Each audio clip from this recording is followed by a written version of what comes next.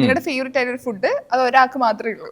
അങ്ങനെയാണെങ്കിൽ ഈ ഒരു ഫുഡിന് വേണ്ടിയിട്ട് അടി ഉണ്ടാക്കുകയാണെങ്കിൽ അത് ഏത് ഫുഡ് ഏത് ഫുഡാണ് അടി ഉണ്ടാക്കുന്ന ആള് ആൾ ഫുഡിയാണ് നമുക്കറിയാം. അടി ഉണ്ടാക്കുന്ന ഫുഡ് ചിലപ്പോ ബിരിയാണി. ഇന്നിപ്പോ ബിരിയാണി എടുത്തോണ്ട് വാ എന്ന് പറഞ്ഞു. നമ്മൾ ഡയറ്റാണ് കേട്ടോ എന്നും പറഞ്ഞിട്ടാണ് പോയിരിക്കുന്നത്.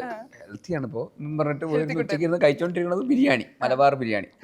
വിനീതേട്ടൻ ഞാൻ കുറച്ചേ കഴിക്കുള്ളൂ എന്നും പറഞ്ഞിട്ട് ബിരിയാണി എടുത്തോണ്ട് ഷാനി വേണമെങ്കിൽ പകുതി കഴിക്കുമല്ലോ അല്ലേ, കുറച്ച് അധികം എടുത്തോണ്ട് പകുതി കഴിക്കല്ലോ അല്ലേ. വിനീതണ്ണാണെങ്കിൽ ഇപ്പൊ ഭയങ്കര ഡയറ്റ് കണ്ടില്ലേ, മെലിഞ്ഞ് സുന്ദരനായിട്ടിരിക്കും. അപ്പൊ പകുതി കഴിക്കല്ലോ അല്ലേ ഷാൻ എന്നും പറഞ്ഞിട്ടാണ് വന്നിരിക്കുന്നത്. എന്നിട്ട് കുറച്ച് കഴിഞ്ഞിട്ട് നോക്കുമ്പോ